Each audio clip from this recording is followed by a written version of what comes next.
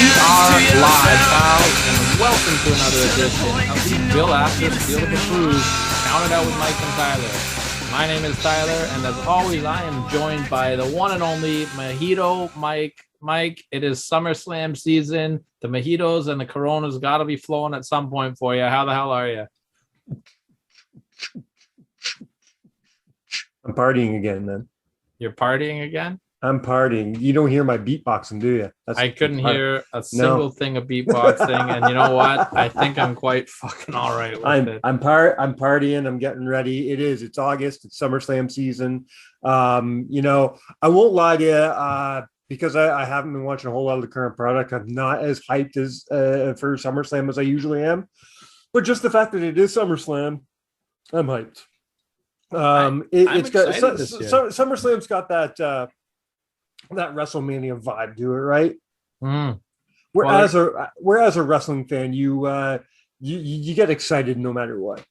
Yeah, well, absolutely. Obviously we love wrestling and we're excited for most of the stuff that's going on. But SummerSlam this year, for me, I definitely have high expectations for it. I'm very excited for it. I'm very happy with all the builds so far to all the matches. The card has done something for me that the WWE hasn't done in a long time, and that's put out these kind of fresher matches that I'm excited to see. I'm excited to see Cena and Roman Reigns because other than a throwaway match they had on a pay-per-view that everybody forgot about 4 years ago, I've never seen them really get into it. And this is a whole new Roman Reigns anyway. Exactly. So it's awesome, right? Yeah. I've never seen Edge and Seth Rollins fight before. I haven't seen Goldberg and Lashley fight before. Not that I'm happy Goldberg's in the title picture, but these aren't matches that I've seen on Raw 1,000 times. So this pay-per-view feels special to me. You're absolutely right. Again, I'm only not hyped for it because I haven't been watching the product. I'm sure if I've been watching the product, I'd be a little bit more jazzed. Yeah, Edge and Seth Rollins are cutting promos but the against card, each other. the card is coming together very nicely. Yeah, from an in-ring standpoint, I don't think there's going to be a bad match. And they're doing the rematch of Sasha and Bianca, which is fantastic because I haven't seen them touch each other since WrestleMania. The Sasha came back, so that feud still feels fresh and new and exciting. And this is the rematch. I love it. I love it that they've done the exact opposite of that feud, what they've done with Rhea and Charlotte, where every time they fight, yes, they're amazing matches, but I've seen them fight 400 times already. It's too much. Yeah, I get it. And it's, again, it's been talked about to nauseum. That is one of WWE's biggest problems right now. So to give us a big fresh pay-per-view on one of the bigger pay-per-views, it is my third favorite pay-per-view of the year of them. A lot of people count it the second biggest pay-per-view of the year. It is Summer's WrestleMania. They did say they wanted to have a WrestleMania feel this year because of the way WrestleMania has been for the last 2 years. So and they're going about it right, man. It really feels like a big pay-per-view. Yeah, absolutely. I'm excited for SummerSlam. You and I are going to do something a little bit different this year. We are going to do our annual live shows that we do for the Big Four pay-per-views. However, we're going to be doing it the day after the pay-per-view. We are going to do it on the Sunday, probably about 6 or 7, probably about 6 o'clock, I would say, somewhere in there. Yeah, give or take. Yeah, give or take. Because Mike and I work in restaurants and getting Saturday nights off ain't that fucking easy these days. So we're gonna do a post SummerSlam show. I believe you're doing a list, Mike. It's not my list. Did you do the Randy Orton list last year? I don't remember. I did do the Randy Orton last year. I did do SummerSlam last year, but it's my list again just because you did the last live show. So correct. It does come back to me, but eventually we'll stick in a fifth live show so we can switch things up. Yeah, absolutely. Yeah. I'd like to get my hands on a Royal Rumble list or whatever, or WrestleMania. I don't remember what exactly. We've done. We usually get pretty drunk on our live shows. Let's call a spade. That's it. So before we get into some sad news, obviously, of the week, I just want to do a plug over at our Instagram at CountedOut7. Make sure you guys are tuning in every day. I'm putting up a bunch of matches. We're doing a brand new tournament. We were doing a tournament for the top SummerSlam opening match of all time. What's the best opening match in SummerSlam history? I've broken it down. There are 32 matches that we're choosing from. I left out one match. I had to pick one match to leave out because I can't do a tournament with 33 matches. So the way I figured it out was I found the actual match graphics for every single SummerSlam opening match except for one. So that's the match that got left off. It is a six-man tag match between R-Truth, Alberto Del Rio, and The Miz against Kofi Kingston, Rey Mysterio, and John Morrison. You got 32, which is pretty good because there's only been what? Are we going on 30? This is the 34th. I got 32 right. Out of 33 match graphics. Not bad, brother. Yeah, Not I had to dig deep for some. It took me a while. So make sure you guys are tuning in to that. And if you don't want to go through Instagram, go through www.countedout7.com. And also watch Barry Wrestling because they're fucking awesome too. Yeah, they just released their Scumbags bracket today. And, I'm not going to say our bracket's better than theirs. But it is. But I will say they have some good matches. Absolutely they do. Well, we're gonna say that about every single bracket because this tournament is stacked. But I will say they do have a match that I am looking forward to big time in our good friend Holden Albright versus one of Ontario Indies' biggest names, Rip Impact. That's a big match. You know what? Yeah. I'll quickly run through the bracket here. The Scumbag bracket. We got Kirk Warmack against Jody Threat, which should be a fun match. That'll be you mentioned, Holden Albright and Rip Impact. You got Shane Saber against our friend of the show, also Travis Moore, who you're going to be seeing more about. I did a fun little project with him. And getting a bye into the next round is pretty ricky. So cool stuff. Yeah, man. Very, very cool stuff. Good for the Scumbags. I'm looking forward to one of our finalists facing their finalists. Absolutely. And then our finalists will beat their finalists and go on to hoist the Ontario Cup. Of course. So, yeah. Sorry, Holden. Yeah, sorry, Holden, but you should have been in our cup. But we still love you, so it's okay.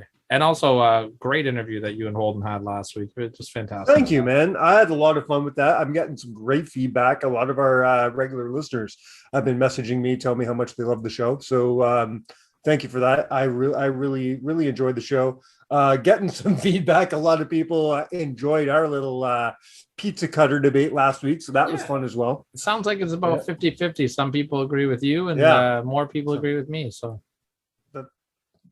we're going to get people debating on how wrong you are and what 50-50 means. I was hoping you wouldn't pick that up. You moron. All right. So what do we got? We have a little sad news to get to. Then we're going to do our normal hypothetical conversation. Yeah. And then might as well talk about the list for a second. We're gonna break off into SummerSlam season. And I am doing, I talked about how it's very much like WrestleMania. It's summer's WrestleMania. One of the things WrestleMania is known for is a lot of elaborate and really exciting entrances. I don't want to take away from SummerSlam, man. SummerSlam had some very memorable, very elaborate, very exciting entrances, whether it was the entrances themselves or just the way the crowd got involved and made the entrance extra exciting. There's a lot of really, really good entrances at SummerSlam. So I broke them down. I got our top 7 right here today. All right. And I know off air I was busting your balls about this one, but I am actually excited about it. This should be a fun one. You made me like throw my list away almost. Well, you did. I got butthurt because you called me a moron before that, so I just wanted you to feel as bad as I did. All right. Oh man, God, I hate you. All right, so let's get on to a little bit of unfortunate news here. We lost 2 legends this week. Let's start with Jody Hamilton, the assassin. Mike, what do you know? Like, how much about Jody do you know? Because I've done a little bit of research. I got to be perfectly honest. I don't know a whole lot of his career. That goes out of my the stuff. A lot of stuff I watched. I didn't watch a lot of the assassin stuff, so I know his reputation. I know a lot of the work that he's done. And by know I mean I've read about. I have not watched Jody Hamilton work a whole lot. Yeah. If you guys want a really, really great breakdown of Jody Hamilton's career, head over to postwrestling.com and check out who, in my opinion, is the most credible wrestling journalist and the best wrestling journalist in professional wrestling right now, John Pollock. He really did a fantastic breakdown and retrospect on Jody's career. A couple of things that I didn't know about leading up to, his passing was Jody was actually the youngest person to headline Madison Square Garden for a long, long time. Really? Yeah, he was 19 years old. He headlined in a tag team match against Antonio Rocca, and I can't remember who the partner is off the top of my head, but they were huge draws back. It was Miguel Perez, Antonio Rocca and Miguel Perez. And Jody was in the main event of that. And that was a record that stood, I believe, from 1958, the late 50s. And that record stood all the way until the mid 80s, where King Tonga broke the record by a couple of months. Yeah, which was something I didn't know. He had a highly successful and a huge money drawing tag team with the Assassins. Right. They had big money feuds with the tag team called the Kentuckians, who one of the members of that was that piece of shit Grizzly Smith, Jake the Snake's dad. That I don't want to give him any credit, but they had a highly successful box office feud. Jody's the father of very famous referee Nick Patrick. Mm-hmm. And Jody is actually the guy who's credited with the founding guy of the WCW Power Plant. Oh shit, I didn't know that. Yeah, really? He was one of the main factors behind that. They produced Goldberg, and a lot of people kind of shit on the Power Plant for whatever, but they produced one of the biggest stars in wrestling history, which is pretty awesome. He had a quick on-air role with managing Paul Orndorff and Paul Roma for a little bit. He's got inducted into many Hall of Fames. He also was the founder of Deep South Wrestling and was part of that when they were a WWE developmental territory. Right. A lot of really cool stuff with Jody, and it's a sad passing. And apparently, I'd like to find this, and I'm going to try to look it up again. But Nick Patrick is promoting a small wrestling promotion right now. I believe that they are exclusive on YouTube or on a website.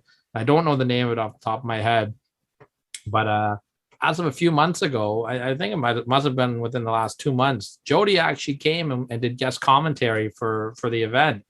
And he cut a hell of a promo, apparently. So he was still keeping his eye on the business and helping Nick out. And I would assume that would be his last wrestling related appearance. Right. And Nick's concept is really cool. What he does is obviously he's not running in front of fans. So he has all the workers in character around the ring. So like they're always talking, they're always visible to the camera, and then they just rotate in their matches. There's no entrances, no elaborate anything. These guys are just working the whole time they're out there. They're not being fans, they're just being in character surrounding the ring. That's cool. It's very shades of New Japan, right? Yeah, it sounds like a proper version of that Fight Club thing that the WWE did. Right. Okay. Yeah. Okay. I can get behind that. Yeah. So, and then unfortunately, a few days later, we lost perhaps the one half of the greatest tag team of all time. Definitely in the debate for one of the greatest tag teams of all time. Definitely in the debate, of course. Yeah. That's beautiful Bobby Eaton. One half of the Midnight Express. Yeah. If not the greatest tag team of all time, definitely one of the most influential of all time. Mm-hmm. You can't pick a tag team that came out of the 90s or early 2000s and tell me that they didn't have they weren't studying Midnight Express matches. Yeah. And this starts way back with the Rockers and bleeds down the hill. Oh yeah, 100%. The Midnight Express you want to look up how to be a heel, chicken shit heel tag team, but and even just the fluentness of their double team moves. And exactly. I remember I watched one of their matches. I was doing a list for the best vacant titles probably about last year. And I watched one of their matches. And I just remember going like, holy shit, like these guys are so fluent and smooth as a team. Like they of course had, go ahead. I was going to say, take your pick. If it was either Bobby or Stan Lane or Bobby or Dennis Condrey, like it didn't matter. They were both fantastic versions of the team. Now, I'm a Bobby and Stan kind of guy. I won't lie. Yeah, that's my Midnight Express. But they would go and they would have, of course, one of the greatest feuds in NWA history. with the Rock and Roll Express. Yeah, not just the NWA too. Mid-South Wrestling, they Mid-South did that as well. I think Memphis, they were there. They toured all over the place. Of course, yeah. And they made a lot of money. Those 4 guys together. Oh yeah, big time. Well, those 5 guys. We got to give Cornette his due here. Oh man, love or hate Jim Cornette from an in-ring perspective. He's one of the best managers of all time. I don't think there's a better talker in the business. And the Midnight Express really used Jimmy to his peak, Mm-hmm. How much do you think it broke Jimmy's heart to have to do that new Midnight Express thing in the late 90s with Bob and Bart? I'm sure. God damn, that's the shits. Exactly. In another part of Bobby's career, though, he wasn't just a great tag team wrestler. He had a hell of a singles run. Former NWA WCW television champion with a great series of matches against Arn Anderson. He was part of the Dangerous Alliance as well, which is one of the most underrated wrestling factions of all time. He could do it all, but the one takeaway that I've really loved seeing about Bobby this week, just the respect and the admiration that everybody in the wrestling community had for him. Oh yeah, the tweets have been pouring out. I mean, even I'm not trying to make a joke of this, but even Jim Cornette himself took a second to say some nice things about Tony Khan. Mm-hmm. Because of this. So yeah, and I saw something on Twitter that I thought was really cool. There's a Twitter site, I believe it's called @WCW Deep Cuts, and they play all these like fun little clips or whatever. And they posted a lot of Bobby Eaton stuff. When Bobby was in the later run of WCW, he was just kind of doing, not enhancement work because they weren't squash matches, but he was still working, but never winning or being pushed. You know what I mean? Mm. And there was an episode of WCW Worldwide or something like that. One of the WCW Pro, like one of the shows that nobody watched. And he was requested to be worked with by Macho Man Randy Savage when Savage was in the NWO, probably in the middle of his DDP feud. Okay. And Savage gave him a 50-50 match on TV just for the respect that he had for Bobby Eaton. That's great. Yeah, I thought that was really cool. So I think a lot of people respected Bobby. I think he earned that respect. Yeah. And again, another sad passing. The man had a hell of a career.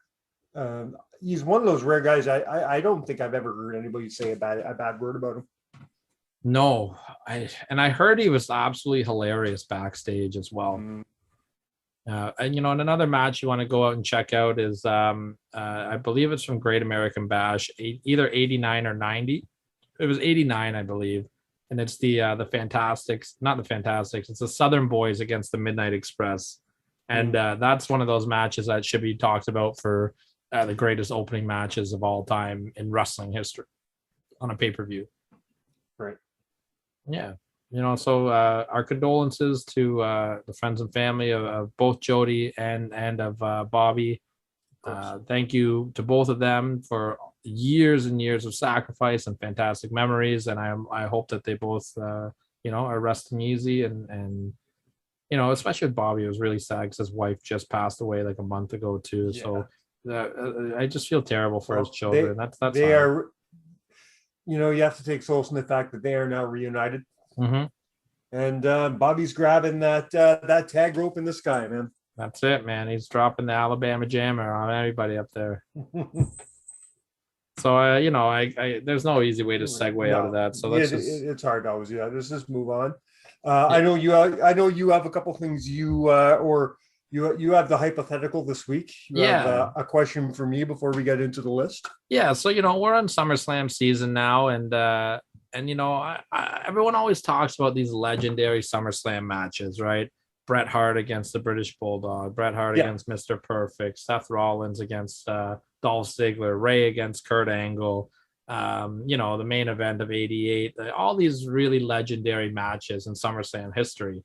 So I want to ask you this week, Mike, what do you think some of the best matches in SummerSlam history are that nobody's talking about? Like these ones that are just kind of flying under the radar that everybody forgets about, that gets overshadowed by all these big time matches. Well, luckily I've been watching a bunch of SummerSlam matches for future lists. So I do have a couple that comes to the top of my head first.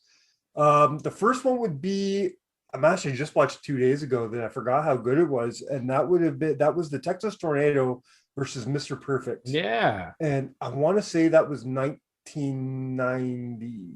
1990, that's right. Yeah. It was supposed to be Brutus Beefcake against Mr. Perfect, but Beefcake got in his parasailing accident, and Tornado stepped in and cut one of the worst promos of all time before the Come match. on, man. I texted you while I was watching this. I'm like, dude, Tornado is one of the best wrestlers of this era, but fuck, he couldn't cut a promo. Yeah. He makes like I guarantee. You know who studies his promos? Matt Riddle. Bro. Yeah, I love that match. I'll go one here. I'm going to take you back to SummerSlam 89. There's a fantastic 6-man tag on there. The Rockers and Tito Santana against the Rougeau brothers and Rick Martel. Okay. All right. I am always down with some for some Rick Martel, and you know absolutely. That. All right. Does this count? Brainbusters versus the Hart Foundation. I think so. Do you consider that like it's when not, it's hard to call that underrated because it's so fucking good and everybody knows it's good, but I don't feel it gets talked about enough. It definitely doesn't. It's one of the best tag team matches, one of my favorite matches of all time. So the Hart Foundation got a couple of low key matches that could be talked about more. I think them and Demolition, 2 out of 3 falls from the 90 pay-per-view as well, could be talked about more. Yeah.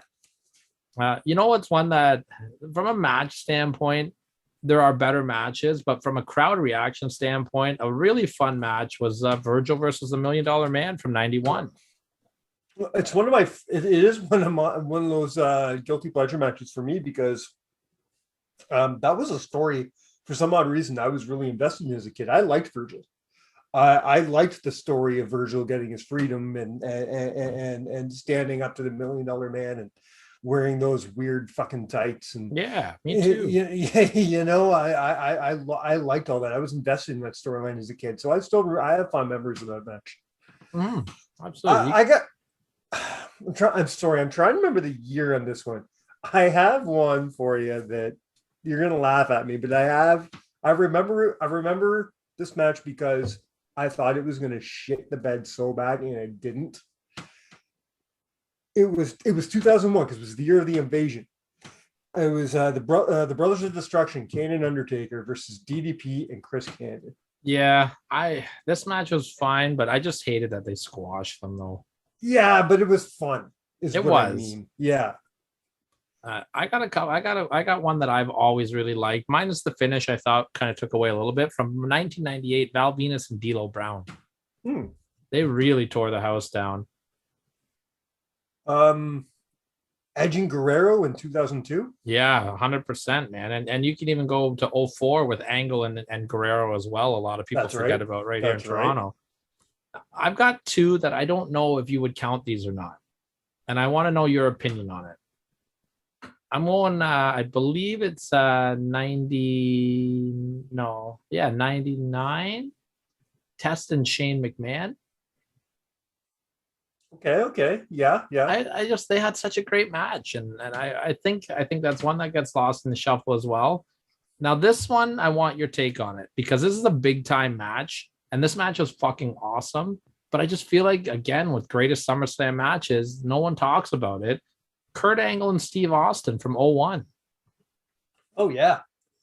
Yeah. Right? Do you feel like that match gets lost in the shuffle? I do, because people have such bad memories of the invasion angle and that time period that they forget that there was some good in there. And that was some of that good for sure. Yeah, and another one on the same card, Lance and Edge Storm. Lance Storm and Edge, sorry. Edge Storm, I like Edge that. Storm, Lance and Edge Storm, yeah. Again, that's another great match. And I've got a couple more if you don't mind I bang them out. Okay, go ahead. And I got one last one, then we can move on. All right, I got Bulldogs and Rougeaus from That 88. was my last one.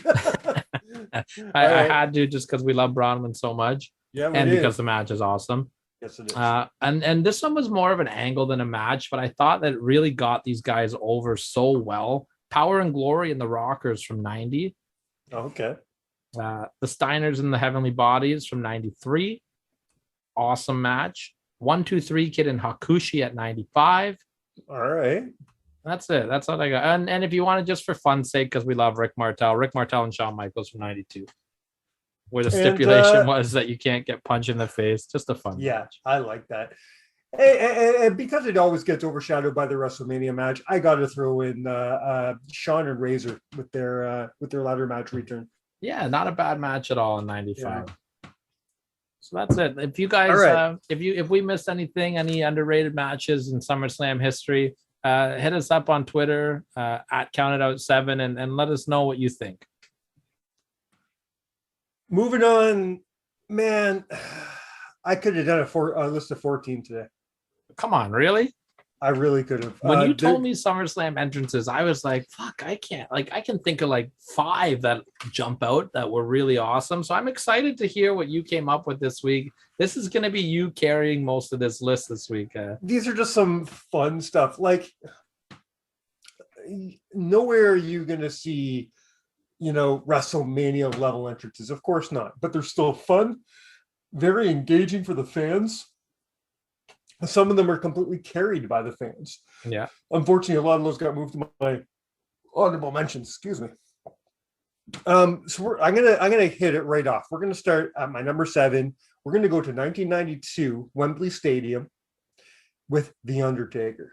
Okay, yeah, this one was cool. He came out on the hearse, right? He comes out riding the back of a hearse with a casket inside of the hearse. They don't end up using the casket. It's not a casket match. He's fighting Kamala that night. Not that great of a match. He ends up losing by DQ. Or no, he wins by DQ, sorry. But it was still, the entrance itself, though, was a lot of fun. Very slow, methodical. He's going out, holding on to the back of that hearse. The commentators really sold the fuck out of it, which was great. Bobby was so great. Where they were like, it's really cold. Like it got really cold in here. That was a great Bobby Heenan line. Anytime Taker came out. Yeah, it's fantastic. Bobby was on fire that whole show. By the way, you could say that about any Bobby show, basically. Very true. But 87 to 95. I watched a lot of 92 earlier today, and Bobby was just killing it the whole time. My number 6 is just fun. Okay, it's not a great entrance. The entrance itself is normal. It's what is the way the fans get into it, and it's something special that happens during the entrance that makes it worthy of this list. Okay, we're going to 1998 when Jeff Jarrett is just about to face X-Pac. Okay, X-Pac. If you remember earlier in the night at Sunday Night Heat, Jeff Jarrett and Southern Justice attacked Howard Finkel and shaved his head. So during X-Pac's entrance, he comes out doing the whole thing, but he brings Finkel out with him. And Finkel's wearing a DX shirt. And they get in the ring, and Finkel's pissed, and he's doing the crotch chop, and he does the we got 2 words for you, and he just yells, "Stock it!" It's a great moment. It makes this entrance 10 times more fun. I really enjoyed it. I will give you this one. I would have put it at your number 7 though, because I think the Taker entrance was better. But I will give you this one for sure, just because of my love for Howard Finkel. I think I put it over Taker for the crowd pop alone. Yeah, and that's fair, because 98 in Madison Square Garden was on fire. Exactly, and Pac didn't, and it wasn't Pac's pop, man. That was Howard's pop. Yeah, and Howard is so respected in that building. Exactly. Great moment for him. Almost as great as the Survivor Series moment when he introduced CM Punk, which I love that whole thing. I thought that was so fantastic. I love Howard Finkel. And listen, I know we said this last year and we never did it, but this time we're actually doing it. We are, as soon as we're done wrapping up with Barry Wrestling, we're working on a big project for them. Mike and I have sat down. We've already started coming up with questions for it. We are doing the Finkel Cup this year.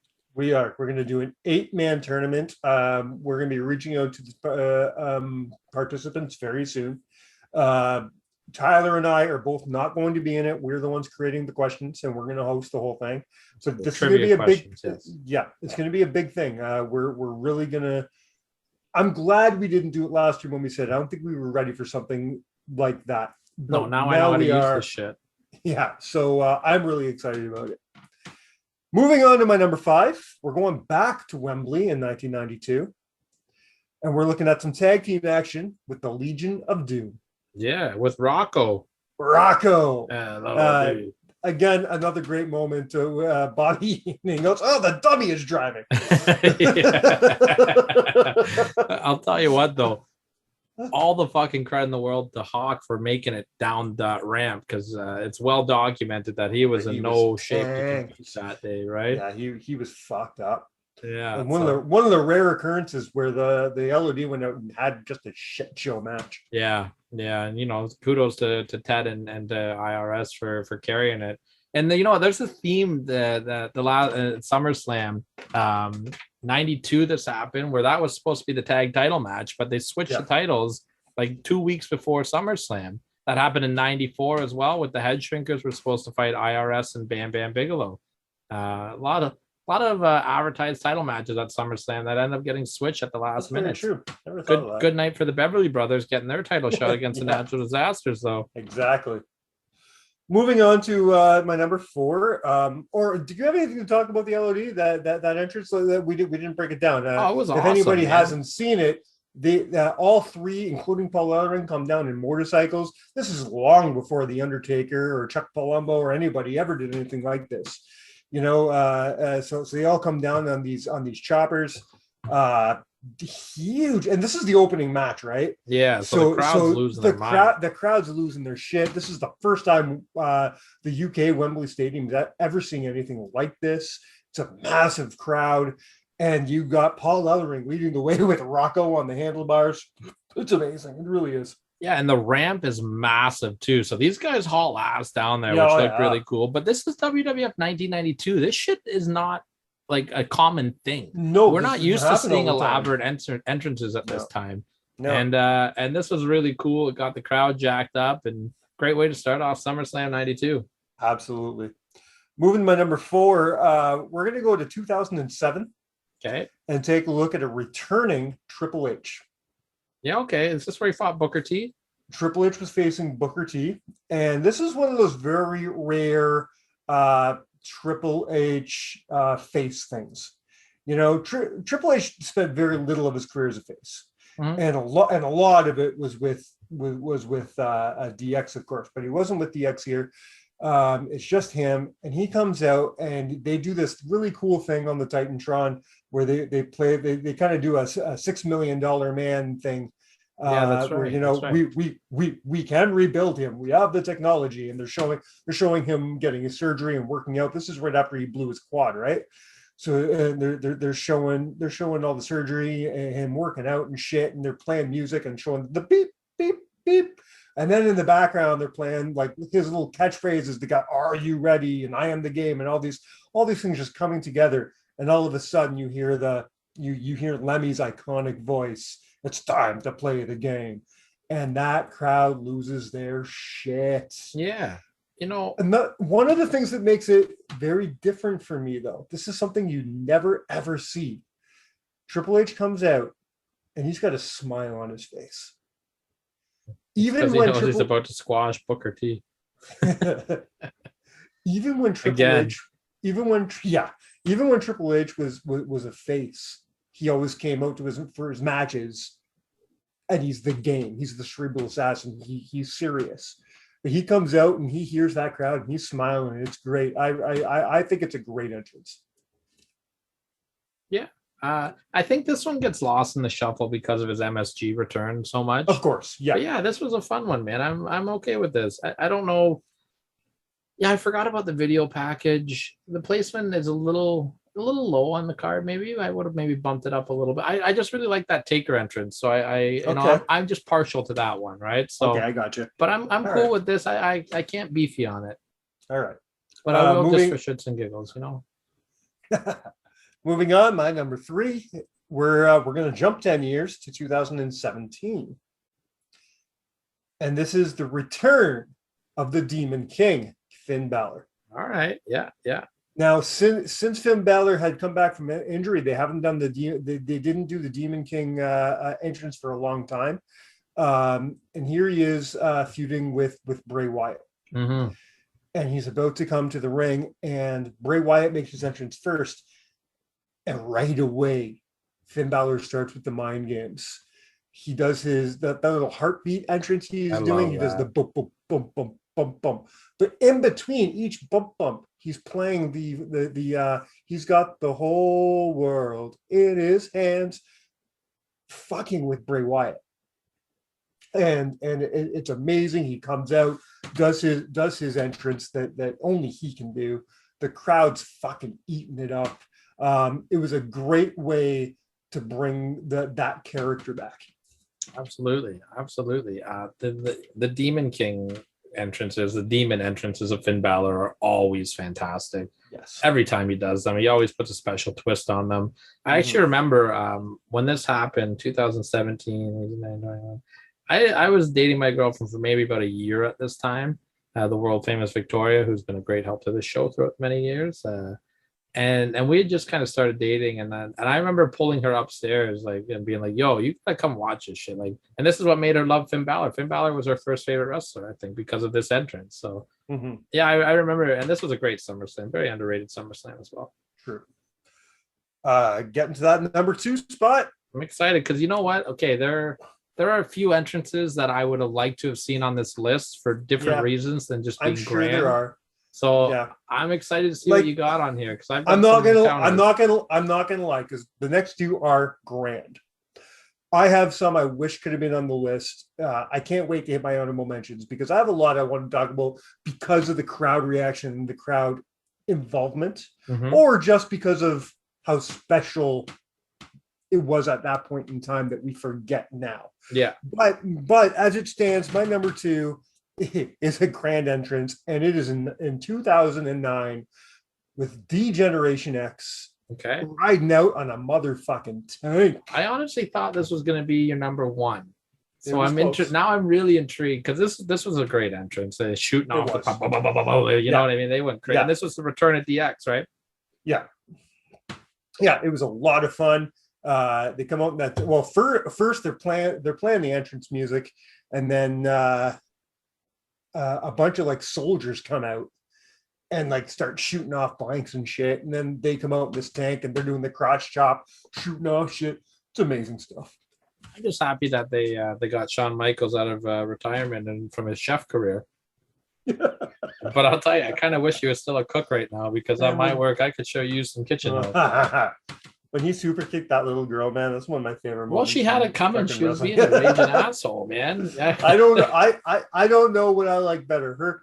Her super kicking that little girl or him super kicking Sean Spears. They were both great. The paper flying. I kicked Stan. Yeah, what's your name? Stan. I just kicked Stan. Amazing. And I wasn't a huge fan of the DX reunion when they came back together. I was huge. They did definitely have some fun stuff. I can't shit on the whole thing. They did some fun stuff. They did some good stuff. So I was especially a fan in the original incarnation of the reuniting in 06. I had the Vince Sucks Cock shirt and everything. I know you did. Yeah.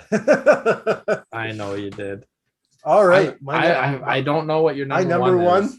I don't know what I thought this was. You might laugh at me, man, but this has been one of my favorite entrances since I was a kid. I'm going to 1994 with Paul Bearer and The Undertaker. Okay, I don't hate this. I would have thought this would be in your top 3 for sure. So I don't hate it. Come on, let's just break it down for a second, okay? The return of The Undertaker.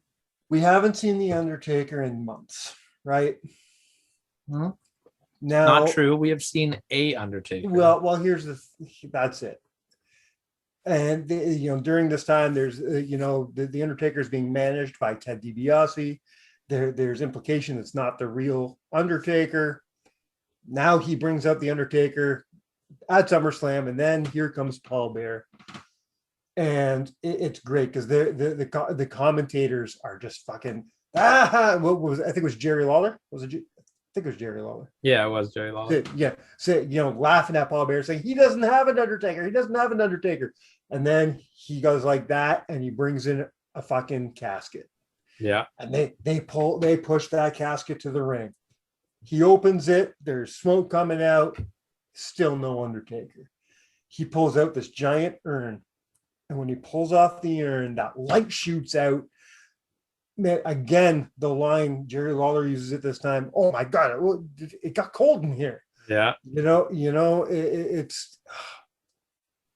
It's one of the greatest and most vivid memories of my childhood.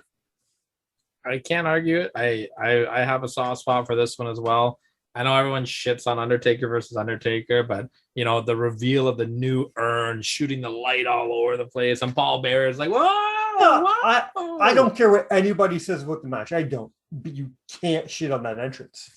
The entrance is great, and I like how they after the entrances were done, they were mirroring each other, taking their jackets taking off. the hats Ted would off. Do it. I really like that. I can't shit on this. It was cool. I can't shit on this, and I will say there were definitely some more better elaborate SummerSlam entrances than I gave credit for when I was shitting on you while we were texting before this list. I'm glad to hear you admit that. There are two that I really wish that you had on this list. I bet I know what those two are. All right. Okay, you take a guess first then. Tell me what you think they are. One of them I'm going to bet is Jericho in 2014. No, it is not. No? Okay. Well, let's talk about that for a second. Do you remember that one? I don't remember a lot about it. Is that when he fought Dolph? No, he was fighting Bray. Okay, what did he do? Refresh my memory. He came out. He had that. He had his light up jacket, but it was new. It was new this time. It had a lot more going on it. But the big thing was, and this popped the fans so hard, it was the first time he brought back the countdown clock. Okay. For the first time in like years and years, and just really popped the crowd. I like that. I remember the match. I don't remember a lot about the entrance though. Okay. The other one that I think you probably want me here, and it was very, very. It was on my list for a long time. 2011 CM Punk.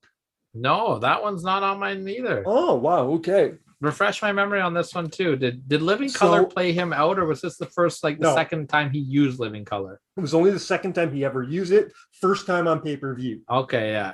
And I know he had that was the summer of Punk. There's a lot of hype around. Yeah, that was him against Cena, right?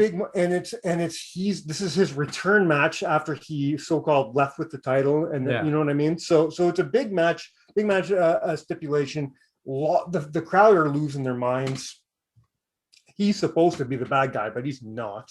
Yeah. And it's a hell of a moment. And then Kevin Nash ruined everything. Oh God. So the two, I'll tell you the two that I really thought should be on there. And again, it's not for the elaborateness of it. It's just for the emotion that comes out of it. And the first one I want to say is 1992 British Bulldogs entrance. I have that on my list, of course. Yeah. Having Lennox Lewis wave the flag out for him. That was my number 7 for a long time. Yeah. I definitely would like to have seen a home for that on your list. I just think, the look on the Bulldogs' face, the emotion of the crowd, Lennox Lewis waving the flag, Howard Finkel's introduction of him was just beautiful. Yeah. That iconic moment where he gets in the ring and puts his arms out with the Union Jack flag. Everything about that was special. And I agree, man. It was on my list for a long time. It just slowly kind of got and that happens. I've been there before. I understand that, but to me that was a big one.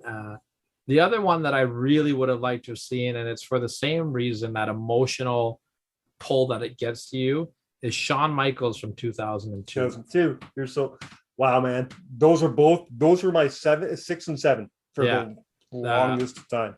Shawn had been out of the ring since WrestleMania 14. Do you want to know why it was easy for me to kick Shawn off though? Because why is that? If it would have been the boy toy, if it would have been Shawn Michaels the way I remembered him, I don't know, maybe it'd be something. But he comes out, and I understand it's a non-sanctioned match, so that's why. But he comes out, he's wearing jeans, and the chaps and the jeans just don't go well together. He's wearing a fucking wife beater with a fucking Bible verse on it. Yeah. It just doesn't, it takes me out of it. It doesn't make me, this isn't the Shawn Michaels. Yeah, but then you got all the confetti explosions. Yeah, I know. And but just like that moment where like Shawn Michaels is going to have a wrestling match again, and the look on his face. We have not seen this man wrestle since March of 1998. Yeah. Yeah, I get it. Yeah. I remember this is one of my favorite wrestling events of all time. I think this is one of the greatest pay-per-views in the history of professional wrestling, not WWE, not just in the history of professional wrestling. I think SummerSlam 2002, from top to bottom, there's not a bad match on it. And it had the best fucking entrance music of all time. I played it on the show last year. Do you remember the song I'm talking about? No. Come on, do I have to play it again? Yes. I will fight till there's nothing left. You don't remember it? Yeah, I remember it. Don't play it again. Oh, it's so good. Everything about this pay-per-view is good. Ray and Angle, this match, Brock and Rock, the tag match, everything on it. Edge and Eddie, Flair and Jericho. From top to bottom, this is one of the greatest pay-per-views that the WWF has ever put out, and it's the easiest watch in wrestling history. I have a couple more honorable mentions. Yeah, lay them out. This honorable mention, he gets an A for effort. Okay. Triple H at 1998 SummerSlam. Yeah, with the DX band. This should have been a great entrance, but because they sounded like garbage. Yeah. Like it's not his fault the entrance sucked. It's the band sounded like shit. Damn DX band. Yeah. Then you got same year in 1998, which if we're talking great SummerSlams, 1998 you can't fucking shit on. Yeah, it's a good one. The Undertaker at 1998. Yeah, one of my favorite Ministry style entrances he did that year, coming out to face Stone Cold Steve Austin. I've got Shinsuke Nakamura at 17. That's a good one. Yeah, with the violin. I got Alundra Blaze at 95. Very good. I'm glad you mentioned that. And my very last one, I wanted to put this on the list so bad, I just couldn't fit on. I've got The Ultimate Warrior at 1998. 88 or 1988. Sorry. Yeah, I love this one too. The crowd. Is one of the greatest SummerSlam moments of all time. Nuts. 100%. Let's break it down for a second for anybody too young to remember this shit. You got the Honky Tonk Man thinking nobody can beat him for this IC title. Because again, he was supposed to fight Brutus Beefcake. Brutus, man, you cannot get an IC title shot, and Brutus was supposed to win in 88 and in 90 as well. Mm-hmm. That IC title was not meant to be for Brutus. So he makes this Honky makes this open challenge. He says nobody can beat me. Then that music hits. That fucking music hits, and the Warrior runs out, and the Warrior hadn't been around in a while, right? This was a return for the Warrior. Yeah, this was the Warrior's first pay-per-view, I believe. Okay. This was definitely his first pay-per-view in the WWF. All right. And he comes fucking blazing in the ring, gets in, music shuts off just in enough time for him to punch Honky in the face. The match lasts about 30, 45, 50 seconds. Yeah, it's fast. Gets the 1, 2, 3, runs out with the belt. So a couple things I really love about this was Honky Tonk Man grabbing the microphone and going, "Get me somebody out here. I don't care who it is." And Gorilla Monsoon being like, "Whoa, cocky!" Like I just love how Gorilla is like, "You're gonna regret this one, right?" And Superstar Billy Graham was just so funny in this one. Like when the Warriors music hits and Gorilla's like, "Whoa, we know who that is," and Warrior comes out, hits a couple clotheslines, and he starts doing this thing with his hands where he's like pumping his hands in the air and kind of like dry upping. I don't know what he's doing. And Superstar Billy Graham's just like, "Little Warrior, Luton man." Like, everything about this is fucking amazing. One of my favorite SummerSlam moments of all time. Every other entrance we talked about today was longer than this entrance and match combined. Yeah. And what a way to make a start. Is there anything else you think I forgot? I don't think so. I can't think of anything off the top of my head. And again, if we miss something, hit us up on Twitter. Let's try to push Twitter a little bit at CountItOut7. I feel like that's the easiest way for us to interact with people. This is a fun leave us an email on the website at countitout7.com. Sure, why not? Yeah, fuck it, right? We got one of those too. Yeah. And again, this is a really fun list to put together. Yeah, I love a good entrance. Yeah, you know what, and there is a time I do want to do a list where we count down the greatest entrances of all time, any event. Like, yeah, I got a couple that I really like that idea. Help us out too, everybody. I want everyone to do me a favor. My goal is to get to 100 YouTube subscribers by the time SummerSlam hits, or even shortly after. We are currently sitting at 89 subscribers. So if you're listening to this and you haven't subscribed, just fucking humor me and hit the button. You know what I mean? Make me feel good about myself. And if you like listening to this show, wait till you see our fucking ugly faces while we're doing it. Starting last week, Tyler decided to start putting our fucking disgusting faces on YouTube. Yeah, I learned how to do that finally. So you can watch, which is fucked up, dude, by the way, because number one, I got no warning. So I have no idea if I'm like fucking picking my nose or fucking scratching my asshole, not knowing we're going on YouTube, because you did not warn me you were doing this at all. Well, if everyone is offended by Mike, I can do the Christian effect and give a blue dot on his face. Yeah. So second of all, of course, you picked the fight. You picked the show where you and I have a big fucking Donnybrook to put on YouTube. Why not? Man, you're lucky I didn't crawl through my screen and cut you with a fucking pizza cutter. Well, you know what I think we should do is I think that we should call a truce and we should order a fucking big old pizza from Domino's Pizza, because God bless Barry Wrestling and their sponsorship with them, and we love them all. I'll let you do the showing. I'll tell you what, next week I've got a list that I'm going to do. It's one that I want to do for a long time. All right. And I'm going to announce this week. When you think of SummerSlam, who is the wrestler?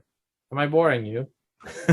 I've been yawning all day, man. It's me late too. I'm for tired. Me. Who is the wrestler? Who is the wrestler that you think of as Mr. SummerSlam? You know, everyone thinks either Shawn Michaels or Undertaker is Mr. WrestleMania. Yeah. Who do you think is Mr. SummerSlam? Because I have two names that come to mind. I have two that come to mind too, but the first one is Bret Hart. Bret Hart, exactly. Is Hulk Hogan your second one? Believe it or not, Mr. Perfect is my second one. What? Yeah. You're fucked. I know. Why? You say not. You didn't say to give logic. You just said who comes to mind. No. I want to know why. I'm curious as to why he's only fought in like 3 SummerSlams. And I really like those matches. Do you remember them all? Can I put you on the spot? Fuck you, fuck. I guarantee you're gonna forget 89. Yeah, obviously Bret, Kerry. Oh, I probably just watched it too because I'm.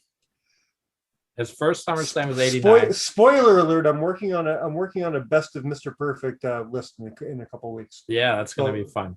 Can I give you a clue? I'll give you a clue. I'm probably just forgetting it. Cluck.